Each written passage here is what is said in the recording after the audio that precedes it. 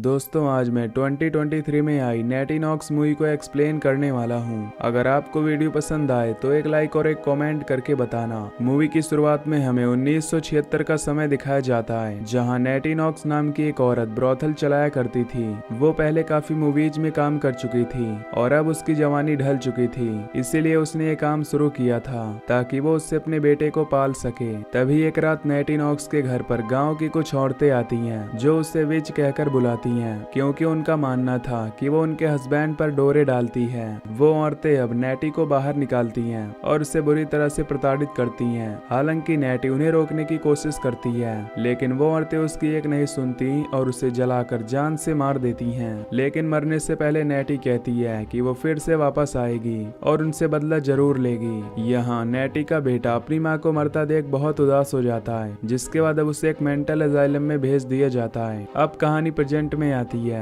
जहां हम वाइट नाम के एक लड़के को देखते हैं। वो एक हाई स्कूल स्टूडेंट होता है और यहाँ पर उसकी एक छोटी बहन जूली होती है और उसका एक दोस्त भी होता है जिसका नाम रॉबी होता है। तभी हम जूली की बेबी सिटर ब्रिट को देखते हैं, जो एक कॉलेज स्टूडेंट होती है और यहाँ पर पार्ट टाइम बेबी सिटिंग का काम करती है। वाइट और उसकी बहन यहाँ पर उनकी माँ के साथ रहती है, क्योंकि जल्द ही उनकी माँ को उनके फादर से डिवोर्स होने वाला था, इसीलिए वो उनसे दूर रहती थी। वहीं रॉबी जब वाइट से उसका फोन मांगता है तो वाइट उसे बताता है कि उसके फोन में नेटवर्क गायब है, क्योंकि उसने उसका रिचार्ज नहीं करवाया होता। दरअसल वाइट के पास इतने पैसे नहीं होते कि वो उसका रिचार्ज करा सके। रॉबी इस पर उसे कहता है कि क्यों ना वो एक कॉपर का तार चुरा लें, जिसे बेचकर उन्हें कुछ पैसे मिल जाएंगे। जब ये बात कर रहे होते हैं तो तभी वाइट की बहन जूली भी ये बात सुन लेती है और वो भी उनके साथ चलने के लिए कहती है, जिसके बाद ये तीनों के तीनों साथ में तार चुराने के लिए निकल जाते हैं। तभी रास्ते में उन्हें एक आदमी के घर पर ढेर सारे कॉपर के तार मिलते हैं। वाइट रॉबी और जूली से कहता है कि तुम दोनों जाकर उस घर की बेल बजाओ और वो मौका देखते ही उन वायर्स को चुरा लेगा। अब वाइट की बात मानकर दोनों उस घर की बेल बजाते हैं, जिससे वो आदमी उन्हें देखने के लिए जाता है और फिर मौका देखकर वाइट उन तारों को झपट लेता है। रॉबी उससे कहता है कि हमें इस तार के 50 बक मिलेंगे, जिसमें से वो आधा आधा बांट लेंगे। साथ ही वो कहता है कि वो किसी और के घर जाकर ऐसा करेंगे, पर वाइट इसके लिए मना करता है। तभी उन्हें अपने सामने एक घर दिखता है जो बहुत सालों से बंद पड़ा था और ये वही घर था जहां नेटी नॉक्स का ब्रोथल था। रॉबी उससे कहता है कि अगर वो वहां जाकर 9 बार नॉक करेंगे तो वहां पर नेटी नॉक्स आ जाएगी। फिर वाइट वहां जाकर 9 बार नॉक करता है और जब वो घर के अंदर देखता है तो उसे वहां पर एक आदमी दिखता है जिसने एक लड़की को किडनैप किया था और उसे बुरी तरह मार रहा था। रॉबी ये देखकर काफी डर जाता है और वो दोनों के दोनों झाड़ियों के पीछे जाकर छुप जाते हैं। तभी वो आदमी घर से बाहर देखने के लिए आता है, लेकिन उसे वहां पर कोई भी नहीं दिखता, इसीलिए वो दोबारा से अंदर जाकर उस लड़की को मारने लगता है। अब ये तीनों काफी डर जाते हैं और वहां से भाग जाते हैं। तभी हम देखते हैं कि वो आदमी उन्हें विंडो से देख लेता है। अब रॉबी उससे कहता है कि वो भी पुलिस के पास भी नहीं जा सकते, क्योंकि उन्होंने अभी ही चोरी की है। इसके बाद ये दोनों फोन बूथ पर जाते हैं और पुलिस को कॉल करते हैं। वो पुलिस को सारी बात बताकर उन्हें उस जगह का एड्रेस भी दे देते हैं, लेकिन पुलिस उनकी बात पर कोई कार्रवाई नहीं करती, क्योंकि वो उसे एक प्रैंक कॉल समझते हैं। इधर वो कातिल उस लड़की को बांधकर उसे टॉर्चर करता है और उसके कुछ बाल भी काट लेता है। इधर न्यूज में भी उसी लड़की के बारे में बताया जाता है, जिससे वाइट समझ जाता है कि ये वही लड़की है जिसे वो कातिल टॉर्चर कर रहा था। फिर हम उस कातिल को देखते हैं जो पुरानी मूवीज देख रहा होता है, जिसमें एक लड़की को टॉर्चर किया जा रहा था, जिसे देखकर उसे बहुत मजा आता है और वो सेम उसी तरीके से लड़कियों को टॉर्चर करना चाहता था। रात को वाइट के घर के बाहर एक आदमी आता है और उसका गेट नॉक करने लगता है, जिससे वाइट और जूली को लगता है कि ये वही कातिल है जो उनका पीछा करके यहाँ तक आ गया है। पर जब उसकी माँ दरवाजा खोलती है तो वहाँ पर एक पुलिस वाला होता है जो उसकी माँ से कहता है कि उसे यहाँ से चिल्लाने की आवाज आ रही थी। उसकी माँ बताती है कि उसका और उसके हस्बैंड का डिवोर्स होने वाला है, इसीलिए उनके बीच बहस हो रही थी। ये सुनकर पुलिस वाला उसे अपना ख्याल रखने को कहता है और वहाँ से चला जाता है। इधर हम उस बेबी सिटर ब्रिट को देखते हैं जो अपने बॉयफ्रेंड के साथ मेकआउट कर रही होती है, लेकिन तभी हम उनके गाड़ी के पीछे उस कातिल को देखते हैं जो उन्हें देख रहा होता है। जब ब्रिट वहाँ से जाने लगती है तो वो कातिल ब्रिट का पीछा करता है। तभी ब्रिट को महसूस होता है कि शायद उसका कोई पीछा कर रहा है, लेकिन पीछे उसे वहाँ कोई नहीं दिखता।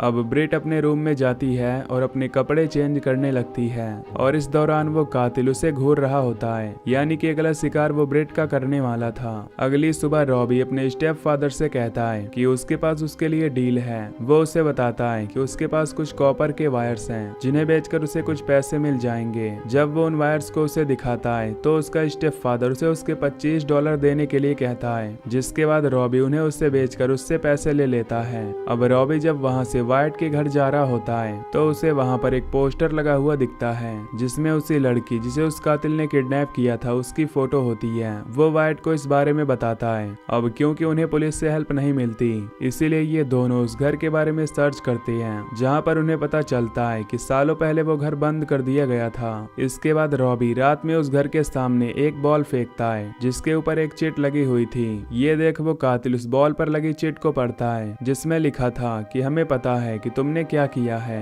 तभी उसे बॉल पर फिंगरप्रिंट्स मिलते हैं। अगले दिन रॉबी जब स्कूल जा रहा होता है तो वो वाइट को बताता है कि अब तक वो कातिल डर गया होगा, पर तभी उसे याद आता है कि उस बॉल पर उसके फिंगरप्रिंट्स छूट गए थे। वहीं हम उस कातिल को देखते हैं जिसने पुलिस की ड्रेस पहनी हुई थी, जिससे हमें पता चलता है कि वो कातिल एक पुलिस वाला है। वो बॉल से उन फिंगरप्रिंट्स को निकाल लेता है ताकि वो जान सके कि वो कौन था। इधर वाइट अपनी मॉम के पास जाता है जो कि एक रियल एस्टेट एजेंट होती हैं। वाइट उस घर की फाइल चेक करने लगता है जिसमें वो कातिल रहता है, लेकिन तभी वहाँ पर उसकी माँ का मालिक आ जाता है जो उसके हाथ में उन फाइल्स को देखकर पूछता है कि उसे इसके बारे में क्या जानना है। वाइट बताता है कि वो स्कूल प्रोजेक्ट के लिए उस घर के बारे में कुछ जानना चाहता है। इस पर वो आदमी उसे अपने ऑफिस में ले जाता है और उसे उस घर की कहानी बताता है कि वो घर नेटी नॉक्स नाम की औरत का था जो काफी बड़ी एक्ट्रेस थी और उसने कई हॉरर फिल्मों में काम किया था, लेकिन धीरे धीरे उसकी ब्यूटी ढलने लगी जिससे डायरेक्टरों ने उसे फिल्मों में लेने से मना कर दिया। उसका एक बच्चा भी था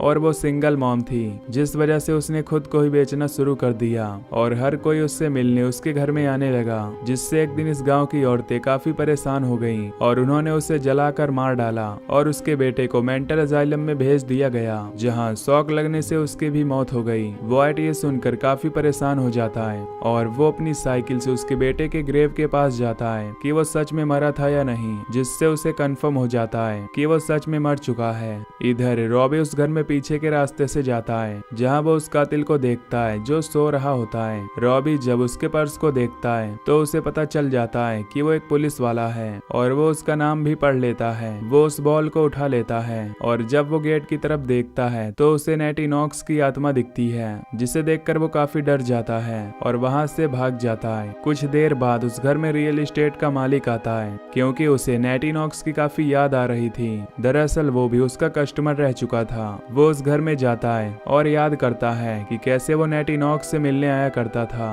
तभी वो ऊपर जाता है तो उसे वहां पर वो कातिल दिखता है। वो उससे पूछता है कि तुम यहाँ पर क्या कर रहे हो। तभी उसे याद आता है कि वो नेटी नॉक्स का ही बेटा है और उसे जिंदा देखकर वो हैरान हो जाता है और तभी वो कातिल एक चाकू को उसके पेट में घुसा देता है। अगले दिन वो कातिल पुलिस स्टेशन जाता है जहाँ पर वो अपने एक फोरेंसिक वाले दोस्त से कहता है कि उसे एक फिंगरप्रिंट निकलवाना है, जिसके बाद उसका फोरेंसिक फ्रेंड उस फिंगरप्रिंट की आईडी को निकालने लगता है। जब वो कातिल वहां से जा रहा होता है तो उसे रास्ते में ब्रेट मिल जाती है जो उसे बताती है कि वो यहाँ पर एक रिपोर्ट लिखवाने आई है। वो उसे देखकर किडनैप करना चाहता है और अपने साथ ले जाता है, लेकिन तभी एक डिटेक्टिव आकर उसे रोक लेता है, जिसके बाद वो ब्रिट को अपने साथ ले जाकर उसकी कंप्लेन लिखता है। ब्रिट उसे बताती है कि वो यहाँ जिन बच्चों को बेबी सिट करती है उन्होंने नेटी नॉक्स के घर में एक इंसिडेंट देखा था जहाँ पर एक आदमी था जो एक लड़की को प्रताड़ित कर रहा था। इस पर इंस्पेक्टर कहता है कि वहाँ पर तो कोई नहीं रहता, पर ब्रिट उसे बताती है कि उन बच्चों ने ये सब अपनी आंखों से देखा था। तभी वो कातिल उसकी सारी बातें सुन रहा होता है और अब उसे पता चल जाता है कि ये सब वो बच्चे कर रहे हैं। इसके बाद हम वाइट की माँ को नेटी के घर जाते हुए देखते हैं। दरअसल वो यहाँ पर अपने मालिक को ढूंढने आई थी, लेकिन तभी वहाँ पर वो कातिल आ जाता है और उससे पूछता है कि तुम यहाँ पर क्या कर रही हो। इस पर वो बताती है कि उन्होंने इस जगह को बेचने का फैसला किया है, इसीलिए वो चेक करने यहाँ आई है। वो उसे बताता है कि तुम पीछे वाले दरवाजे से जा सकती हो क्योंकि वो खुला होगा। जब वाइट की माँ वहाँ जाती है तो उसे वहाँ सब कुछ ठीक लगता है, लेकिन जैसे वो जाने लगती है तो उसे ऊपर से एक लड़की के चिल्लाने की आवाज आती है। वो उसकी मदद करती इससे पहले वो कातिल उस पर हमला कर देता है और उसे बेहोश कर देता है। इधर रॉबी वाइट को बताता है कि वो कातिल एक कॉप है जिससे पुलिस भी उसे पकड़ने में मदद नहीं करेगी। वहीं ब्रिट जूली को लेकर एक हॉरर शो में आई होती है जहां पर अब वो कातिल भी ब्रिट को पकड़ने के लिए आ जाता है, पर तभी वहां पर डिटेक्टिव डिटेक्टिव आ जाता है और वो उसे देखकर हैरान हो जाता है। वहीं उस कातिल का दोस्त उसके पास रॉबी की फोटो भेजता है और उसे पता चल जाता है किसी बच्चे ने वो बॉल फेंकी थी। यहाँ डिटेक्टिव के पूछने पर वो बताता है कि वो यहाँ पर शो देखने आया है, लेकिन जब डिटेक्टिव उससे कहता है कि मुझे तुम पर पहले से ही शक था, तभी कातिल उसे स्टैब कर देता है जिससे उसकी मौत हो जाती है। रात को ब्रिट जब बेबी सिटिंग कर रही होती है तो वो जूली को सुलाकर अपने बॉयफ्रेंड को कॉल करती है